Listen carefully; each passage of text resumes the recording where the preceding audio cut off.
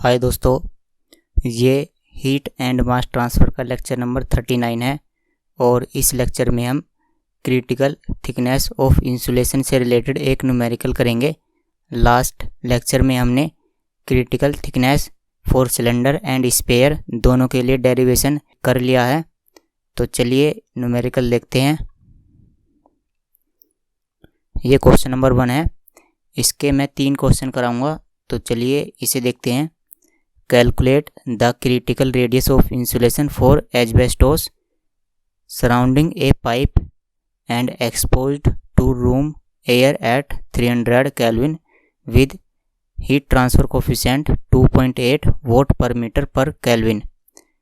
तो हमें critical radius calculate करनी है एस्बेस्टोस के लिए, जिसकी हमें थर्मल कंडक्टिविटी दी गई है और यहाँ पर हमें जो हीट ट्रांसफ़र कोफिशिएंट है वो भी दे रखा है। तो आपको पता होगा कि जब क्रिटिकल रेडियस दी जाती है तो उस कंडीशन में डायग्राम किस तरह से बनाया जाता है। तो डायग्राम भी हम बनाएंगे। तो आगे देख लेते हैं। Calculate the heat loss from a 475 kelvin 60 mm diameter pipe when covered with the critical radius of insulation and without insulation. तो हमारे पास जो इसमें दिया गया है, पाइप दिया गया है और पाइप का डायमीटर 60 mm है। तो चलिए पाइप बना लेते हैं। तो पाइप का मतलब क्या होता है कि सिलेंडर, स्पेयर नहीं सिलेंडर। तो सिलेंडर हम बना लेते हैं। तो ये हमारे पास क्या है, सॉलिड पाइप, और इसका डायमीटर कितना है 60 mm। तो ये हमारे पास सॉलिड पाइप है। इसकी ये रेडियस क्या है R1 और इसके ऊपर क्या है एस्बेस्टोस। तो इसके ऊपर हम इंसुलेशन बना लेते हैं एस्बेस्टोस की, और ये वाली रेडियस क्या रहेगी R2। यहाँ पर एयर है, क्वेश्चन में भी दिया गया है, देखो यहाँ पर रूम एयर है और इसका टेम्परेचर यहाँ पर कितना है 300 केल्विन। तो इसे हम किससे रिप्रेजेंट करेंगे, T एयर। और यहाँ पर H0 heat transfer coefficient for outer side, और यहाँ पर जो इसकी कंडक्टिविटी है इंसुलेशन की वो क्या है K। तो जो भी गिवन डेटा है इसे लिख लेते हैं। तो सबसे पहले हमें K दिया गया है, K कितना है 0.172, और H हमारे पास कितना है, या H0 ये है 2.8, और उसके बाद एयर का टेम्परेचर कितना है 300 केल्विन। तो temperature of air equal to 300 kelvin, और पाइप का डायमीटर 60 mm है। तो इसका मतलब कितना है कि जो R1 है वो कितना हो जाएगा 30 mm, या हम कह सकते हैं कि ये मीटर में कितना रहेगा 0.03 मीटर। और इसमें हमें जो पाइप है इसका भी टेम्परेचर दिया गया है 475। तो इसका मतलब क्या है, जो आपका T1 टेम्परेचर है, T1 का मतलब यहाँ पर जो पाइप है इसकी सरफेस पर जो टेम्परेचर T1 है वो हमें गिवन है 475 केल्विन। ठीक है, इतना ही डेटा दिया गया है। तो सबसे पहले हम critical radius of insulation calculate कर लेते हैं RC, और उसके बाद हम हीट लॉस कैलकुलेट करेंगे जब ये यहाँ पर पाइप के ऊपर क्रिटिकल रेडियस होती है और विदाउट इंसुलेशन, मतलब कि जब इंसुलेशन नहीं होती है। तो दोनों कंडीशन के लिए हीट लॉस कैलकुलेट करना है। तो सबसे पहले हम क्रिटिकल रेडियस कैलकुलेट कर लेते हैं। तो क्रिटिकल रेडियस के लिए क्या फॉर्मूला है, K/H। अगर स्पेयर होता तो कितना होता 2K/H। तो हम यहाँ पर सभी की वैल्यू रख देते हैं। तो K की वैल्यू कितनी है 0.172 और H0 की वैल्यू है 2.8। तो क्रिटिकल रेडियस की वैल्यू आ जाएगी यहाँ से 0.06142 मीटर। ये मीटर में आएगी क्योंकि जो K है और H0 है ये हमें किस में दे रखे हैं, मीटर में दे रखे हैं। आप यहाँ पर देख सकते हो ये दोनों किस में है, मीटर में। आप इसे mm में कन्वर्ट कर सकते हो। तो ये mm में कितनी आ जाएगी 61.42, 1000 से मल्टीप्लाई करेंगे तो ये हमारे पास क्रिटिकल रेडियस आ गई। और सेकंड वाले पार्ट के लिए हम हीट लॉस कैलकुलेट कर लेते हैं। तो सबसे पहले हम किसके लिए कर लेते हैं, जब when pipe is covered with critical radius of insulation. ठीक है, तो यहाँ पर लिख लेते हैं when pipe is covered with critical radius of insulation. तो इसका हम डायग्राम बना लेते हैं। तो इसका डायग्राम किस तरह से रहेगा, जैसे ये आपका पाइप है और ये आपका इंसुलेशन है।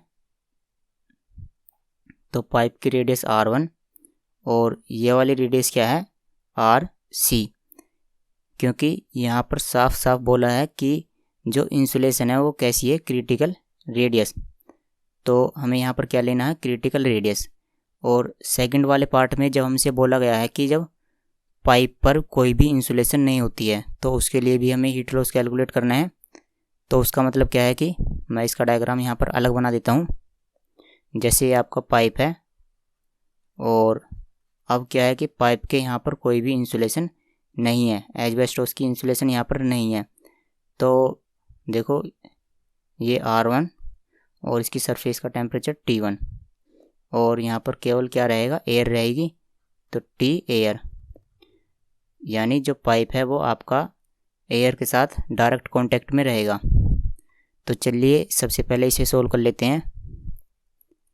तो इसके लिए फॉर्मूला तो वो सेम ही रहेगा जो हमने ड्राइव किया था, तो उसे लिख लेते हैं। तो सबसे पहले टेम्परेचर डिफरेंस, तो T1 minus T air upon insulation के लिए थर्मल रेजिस्टेंस प्लस एयर के लिए थर्मल रेजिस्टेंस।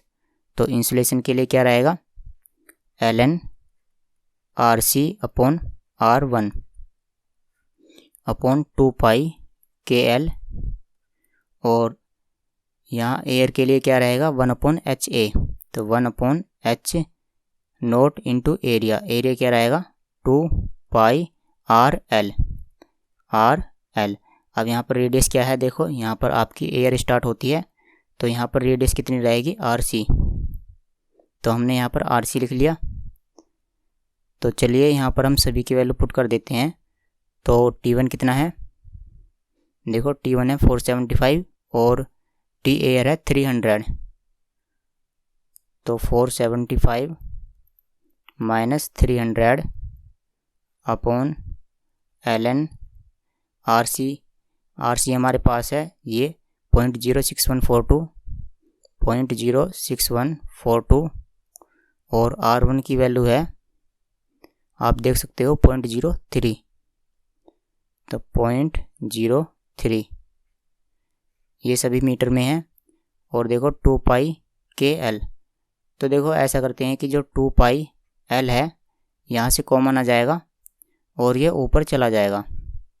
ठीक है, तो 2 पाई और यहाँ पर L की वैल्यू रख देते हैं। तो जो पाइप है इसकी हमें लेंथ नहीं दी गई है तो हम क्या करेंगे कि इसकी लेंथ हम 1 मानेंगे। और यहाँ पर क्या बचा, देखो K। तो K की वैल्यू कितनी है, K की वैल्यू 0.172 प्लस 1 अपॉन यहाँ पर क्या बचा, H0 और RC। तो H0 की वैल्यू है 2.8 और RC की वैल्यू है 0.6142। तो यहाँ पर लिख लेते हैं 2.8 इंटू 0.06142। तो आप इसे आसानी से सोल्व कर सकते हो।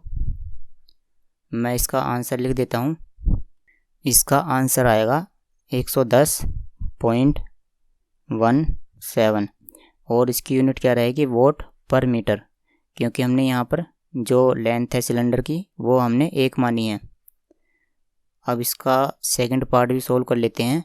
जब यहाँ पर क्या है, इंसुलेशन नहीं है, तो विदाउट इंसुलेशन। तो इसके 2 तरीके हैं। तो सबसे पहले मैं बता देता हूँ, जब यहाँ पर इंसुलेशन नहीं है तो इसका मतलब क्या है कि जो इंसुलेशन के लिए थर्मल रेजिस्टेंस है वो क्या हो जाएगा, 0 हो जाएगा। तो आपके पास क्या बचेगा, Q equal to T1 minus T air upon ये वाला टर्म बचेगा। तो आप इस तरह से समझ सकते हो इसे। तो मैं इसे लिख लेता हूँ यहाँ पर Q equal to T1 minus T air upon 1 upon H0 into 2 pi RL, और वहाँ पर क्या था RCL, ठीक है।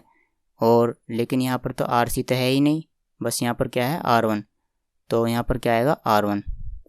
तो इस तरह से हमें इसका क्या फॉर्मूला मिला, देखो ये ऊपर चला जाएगा, तो T1 minus T air into H0 into 2 पाई R1L। तो आप या तो इस तरह से देख सकते हो या आप direct he Newton's law of cooling apply कर सकते हो। तो वो क्या होता है Q इक्वल टू HA∆T, मैंने आपको बताया है। तो ये न्यूटन्स लॉ ऑफ कूलिंग है, तो हम इसमें सभी की वैल्यू पुट करेंगे। तो H का मतलब क्या है कि यहाँ पर H0, और एरिया का मतलब क्या है, देखो जो इसका सरफेस एरिया है वो कितना रहेगा 2 पाई RL, तो 2 पाई R1 इंटू L, और डेल टी का मतलब टेम्परेचर डिफरेंस, और टेम्परेचर डिफरेंस कितना है T1 माइनस टी एयर। तो ये दोनों फॉर्मूले एक ही हैं, तो आप चाहे इस तरह से याद रख सकते हो इसे, चाहे इस तरह से याद रख सकते हो। तो चलिए इसे सोल्व कर लेते हैं।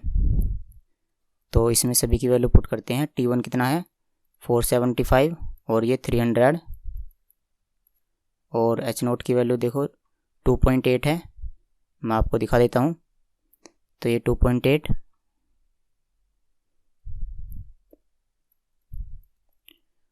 और 2 पाई, और R1 की वैल्यू कितनी है, R1 की वैल्यू है देखो 0.03,